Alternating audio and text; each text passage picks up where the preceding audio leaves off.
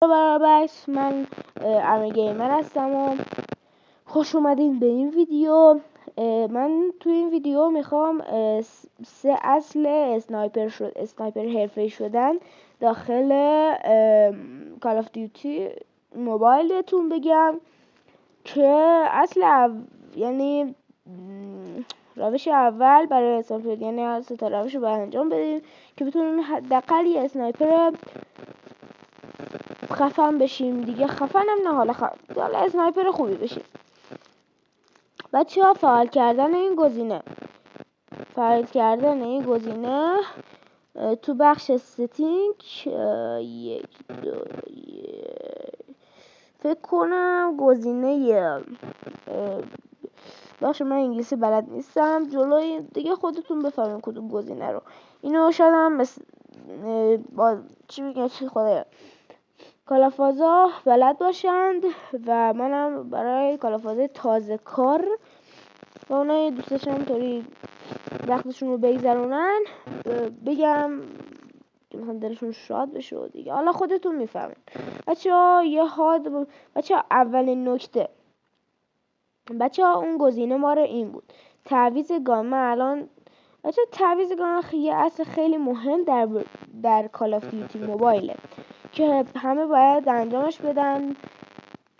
میتونین مثلا سریع عوض کنین، مثلا تا مثلا چیزو میزنین تا مثلا یه دونه اسنایپ ندارم، اشکال نداره، یه دونه چی دارم میگم خدا، این ویدیو این اسنایپ یکم رشخال ببخشید، خیلی اسنایپ خوبی داری. خب بچه ها مثلا نفسم گرفت. بچه ها این اسنایپ که اصلا میگذاریم ازش، همطوری فقط برای تعزینه طوری، یعنی خیلی اسنایپ آشغالیه. اسنایپشون نمیگم، مثلا این ریژن چی بهش میگن خدایا، اپیکش. این اپیکش شاید برای بعضیا اوکی باشه ولی برای من خیلی خوب نیست، خیلی گان مزخرفیه. بذار از این گان ترقیه داوشمی به مولا حرفه‌ای استفاده کنیم. اینجا این با یه دونه شات میکشه، جا این ترقه میزنه. من حالا اسنایپش هم بهتون نشون میدم. خب بچه ها زیاده سرتون بودن نیارم. بچه ها اصل اول فعال کردن این گزینه بود که باید انجامش بدین که اونطوری هم میشه ها، ولی یعنی مثل اینگاه اینگاه مثلا نمیشه، کارتون رو راحت تر میکنه. بخوام چیزی بهتون بگم، مفهومیشو بهتون بگم، کارتون رو راحت تر میکنه. خب بچه ها یکم اینجا تست کنیم، مثلا تو ریجن 20 مثلا ما میام اینجا، مثلا من توی مثلا اسلایدی کنسل میخوام اینم کجاشو، مثلا یه دونه اسلاید کنسل، اینجا اسلاید کنسل، مثلا پایینشو زدم، خیلی امتیاز خوبی نگرفتم.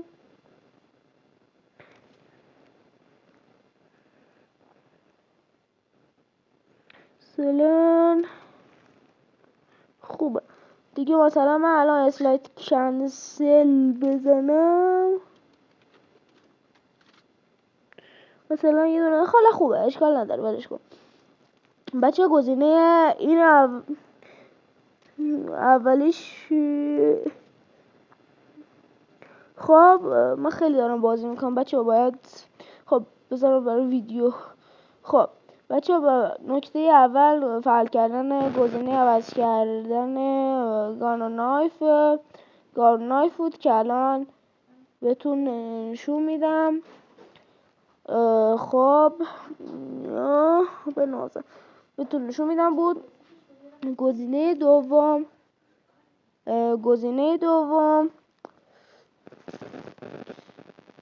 یه دونه حاد 4 انگشتی، من حاد فرعیمو بیارم سفتش کنم. مثلا یه حاد 4 انگشتی بچه ها برای کسای 3 انگشته میشه ها، ولی حالا 4 انگشتی بهتر.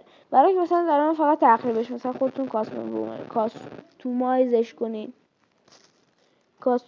کنید مثلا حرفه‌ای تر اوکیش کنید دیگه. آره خلاصه اینم بزرگ، مثلا یه حادی مثل این، مثلا تقریبا مثل این، مثلا همچی حالت 4 انگشتی،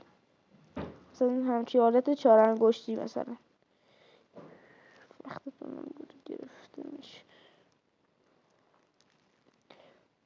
مثلا همچی حالت 4 انگشتی که مثلا بتونید خیلی روون باش بازی کنید.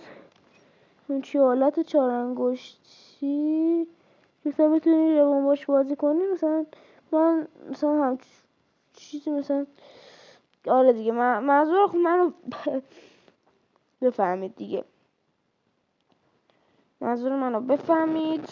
خب بچه ها من آدم تغییر بدم. خب اوکی شد. یه حاد 4 انگشتی داشته باشید. نکته سوم و نکته آخر اینه که الان بهتون نشون میدم. نکته آخر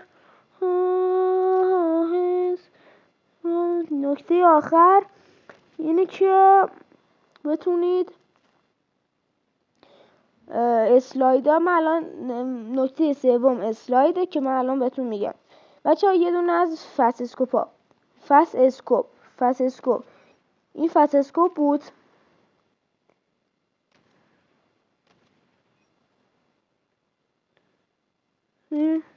مثلا دارک اسکوپ بود، فکر کنم دارک اسکوپ بود. عوض کردن گان، مثلا یه دونه نمیدونم عوض کردن گان بود. ترکیبی از فست اسکوپ و عوض کردن گان، این ترکیبی دوتا و یه دونه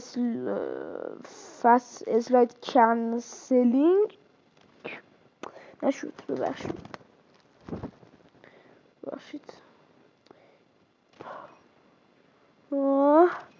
اسلاید کنسل مثل اینه. الان دوباره هم براتون میذارم یه تو همچی مایه های اسلاید کنسلینگ تو همچی مایه هایش. بچه ها دیگه اسلاید جامپ نشد.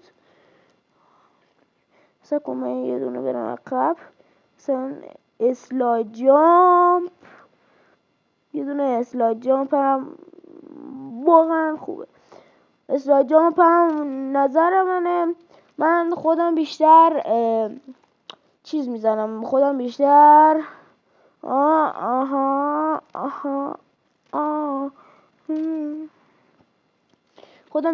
چیز میزنم، چی بگم خدایا، اسلاید کنسلینگ. مثلا در مواقع ضروری اسلاید کنسل میزنم. و نکته همون تموم شد. یه دونه گیم پلی همین مثلا اسنایپ جدیدم اینا نیستن، این دوتا نبودن. اسنایپ جدیدم که تازه چیزش کردم، تازه درستش کردم این گانا و دیگه. آره شاتای حرفه‌ای میزنیم، دوبل شات میزنیم، اسنایپ متیک لجند یه چیزی هست نمیدونم بخدا، متیک لجند چیزه همون استفاده میکنیم. یه کم باش پلی میدیم، یه دونم حرفه‌ای بنظرم پرفکت دیگه. آره برنده میشیم و یاره داوش امیرزاتون حالا امیر بهتر، داوش امیرزایی به نازم حاج، خدا وکیلی حال میکنی.